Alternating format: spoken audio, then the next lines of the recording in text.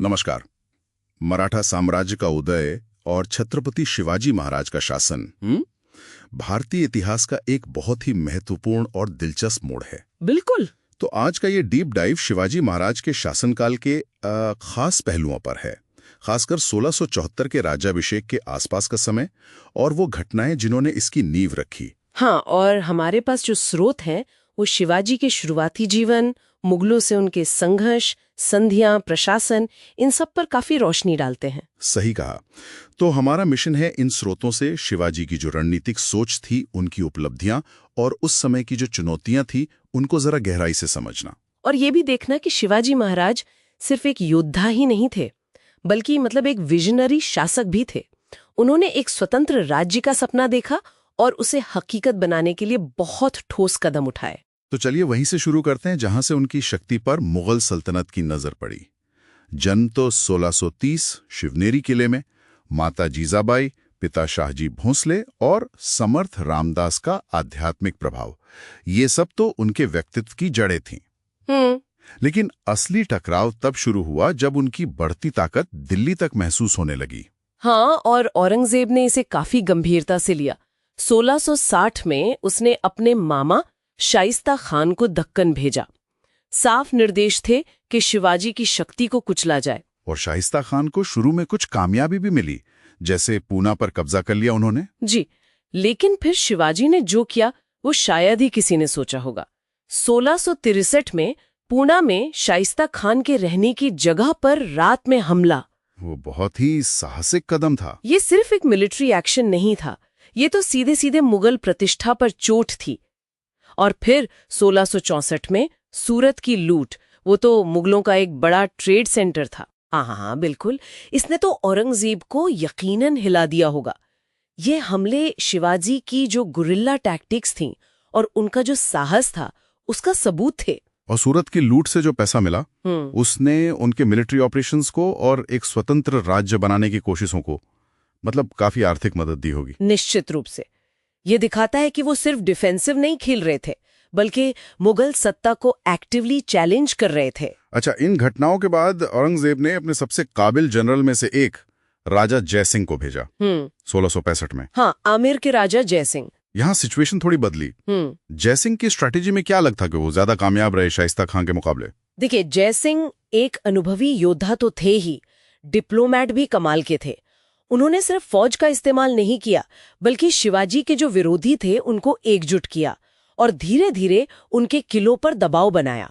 अच्छा। पुरंदर जिले की घेराबंदी खास तौर पे इतनी सफल रही कि शिवाजी को 1665 में पुरंदर की संधि करनी पड़ी। पुरंदर की संधि, इसकी शर्तें तो काफी सख्त थी सुनने में। कई जरूरी किले मुगलों को देना और खुद आगरा दरबार में पेश होना, ये तो शिवाजी के लिए एक बड़ा झटका रहा होगा। तात्कालिक रूप से देखें तो हाँ, ये एक झटका जरूर था, एक स्ट्रेटेजिक सेटबैक कह सकते हैं। पर शिवाजी ने इसे अपनी कहानी का अंत नहीं बनने दिया। वो आगरा गए और वहां से उनका जो निकलना हुआ, वो तो अपने आप में एक पूरी कहानी है। हाँ, वो तो है ही। और उसके बाद उन्होंने अपनी शक्ति को फिर से मजबूत किया। बिल्कुल।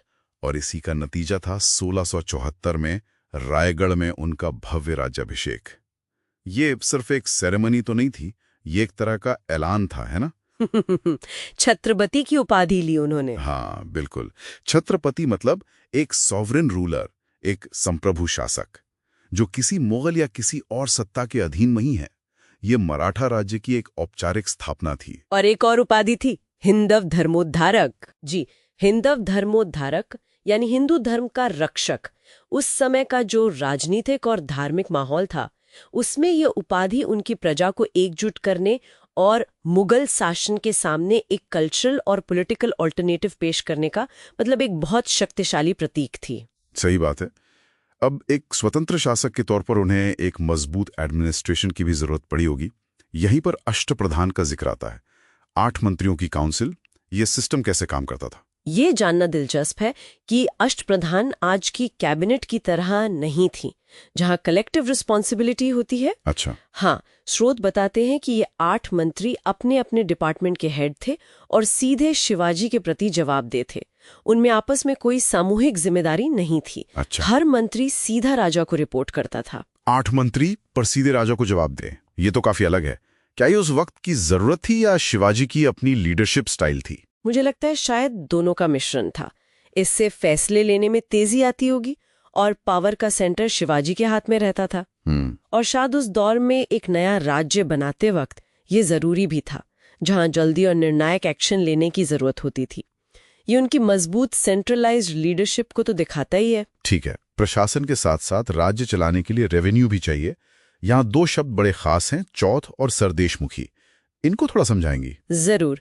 चौथ का मतलब था लैंड रेवेन्यू का 1/4 हिस्सा, मतलब 1/4। ओके। ये उन इलाकों से वसूला जाता था जो सीधे मराठा कंट्रोल में नहीं थे, लेकिन मराठों के हमलों से बचना चाहते थे। तो एक तरह से ये मराठा प्रभाव को मानने और प्रोटेक्शन पाने की फीस थी। अच्छा, मतलब प्रोटेक्शन मनी जैसा कुछ। हाँ, एक तरह से कह सकते हैं।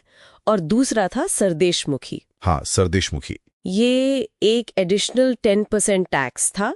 ये महाराष्ट्र के उन इलाकों पर लगाया जाता था जिन पर शिवाजी अपना वंशानुगत अधिकार मानते थे, मतलब देशमुख होने का अधिकार, भले ही वो इलाके टेक्निकली मुगलों के अंडर हों। तो ये तो सीधे सीधे मुगल सॉवरेनिटी को चैलेंज हुआ। बिल्कुल।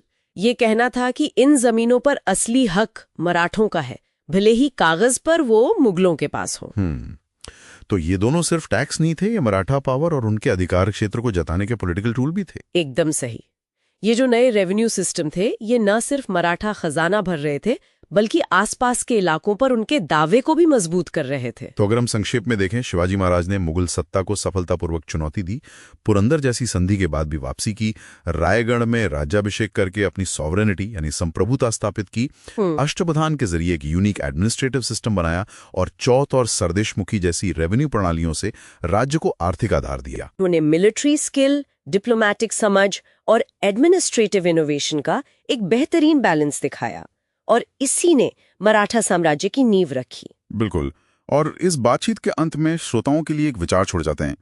अष्टप्रधान की वो बनावट जहां मंत्री व्यक्तिगत रूप से शासक के प्रति जवाबदेह थे, न कि सामूहिक रूप से, ये उस दौर में एक साम्राज्य बनाने के लिए जरूरी लीडरशिप स्टाइल और पावर के सेंट्रलाइजेशन के बारे में हमें क्या सोचने पर मजबूर करती है। नमस्कार, द डीप डाइव में आपका स्वागत है। नमस्कार। आज हम बात कर रहे हैं शिवाजी महाराज के जाने के बाद मराठा साम्राज्य की। हाँ, एक ऐसा दौर जब बहुत कुछ बदला। गद्दी के लिए संघर्ष हुए, पेशवा ताकतवर बने। बिल्कुल, साम्राज्य फैला भी, पर फिर अंग्रेजों से टकराव और पतन भी देखा। सही कहा। हमारे पास जो जानकारी है वो इसी उतार चढ़ाव की कहानी कहती है। तो इस डीप डाइव का मकसद यही है कि शिवाजी के बाद मराठा शक्ति के इस अहम और थोड़े उलझे हुए दौर को समझा जाए। बिल्कुल।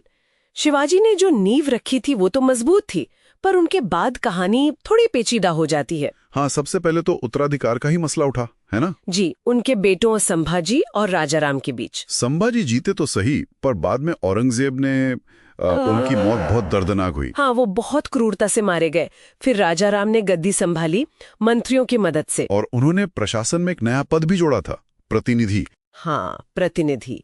तो जो शिवाजी के अष्टप्रधान थे, 8 मंत्री, वो अब 9 हो गए। अच्छा। और राजधानी भी बदली। जी। सतारा को राजधानी बनाया गया। और राजाराम के बाद उनकी पत्नी ताराबाई का भी जिक्र आता है। हाँ, कुछ समय के लिए उन्होंने अपने बेटे शिवाजी द्वितीय के नाम पर शासन संभाला, लेकिन फिर एक बड़ा मोड़ आया जब मुगलों ने शाहू जी को रिहा कर दिया, संभाजी के बेटे को। बिल्कुल।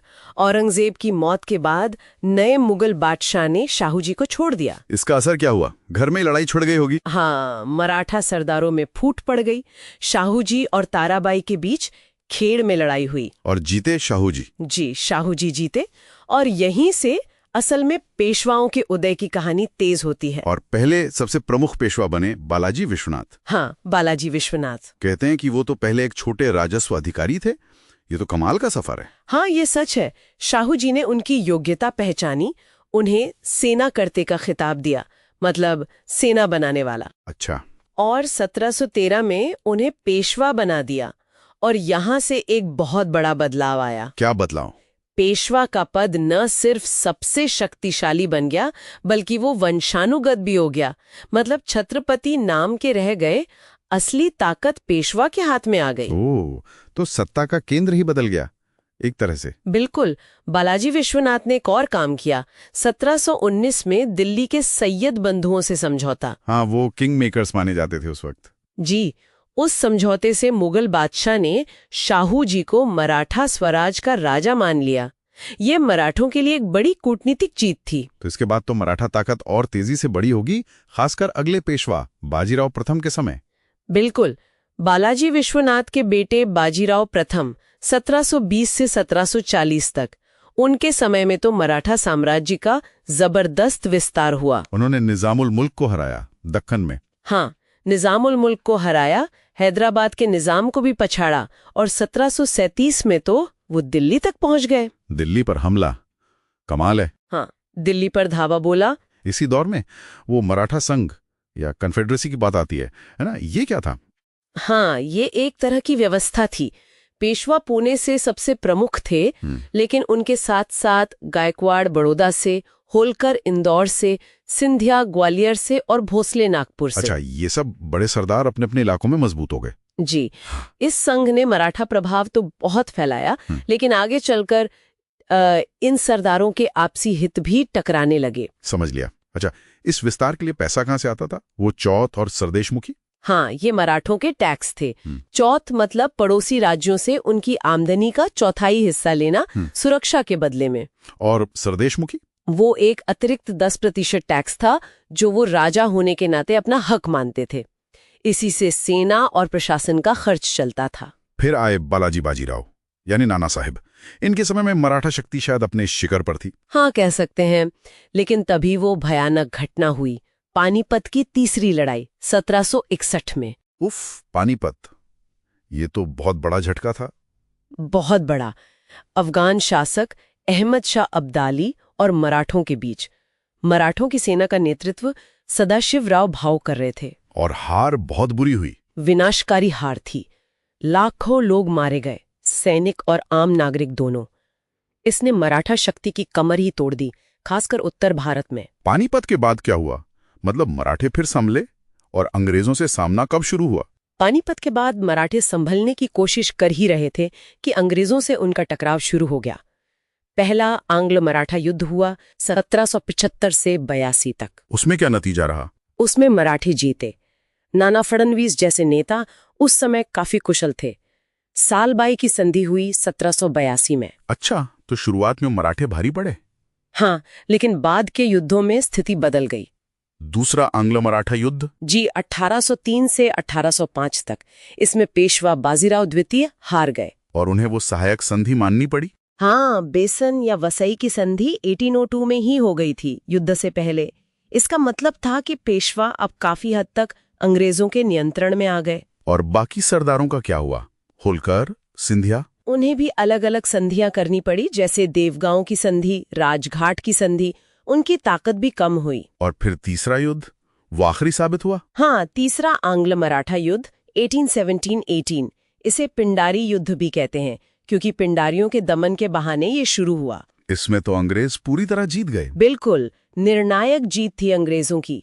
1818 में मंदसौर की संधि हुई होलकर के साथ, और सबसे बड़ी बात, पेशवा का पद ही खत्म कर दिया गया। पेशवाई खत्म। बाजीराव द्वितीय का क्या हुआ? उन्हें पेंशन देकर कानपुर के पास बिठूर भेज दिया गया, और इसी के साथ मराठा साम्राज्य का एक स्वतंत्र शक्ति के रूप में अंत हो गया। तो शिवाजी के शानदार उदय से लेकर उनके उत्तराधिकारियों के आपसी संघर्ष, फिर पेशवाओं के दौर में जबरदस्त विस्तार, पानीपत की वो भयानक हार और आखिर में अंग्रेजों के हाथों पतन, ये है संक्षेप में कहानी। हाँ, ये कहानी हमें दिखाती है कि कैसे अंदरूनी एकता कितनी जरूरी होती है और कैसे बाहरी ताकतों से निपटना होता है। वक्त के साथ सही फैसले लेना कितना मायने रखता है। बिल्कुल। और इसी के साथ हम अपने सुनने वालों के लिए एक सवाल छोड़ जाते हैं। सोचिए, अगर पानीपत का नतीजा कुछ और होता, या बाद में मराठा सरदार अंग्रेजों के खिलाफ ज्यादा एकजुट रहते, तो आज भारत का इतिहास, उसका नक्शा कैसा होता?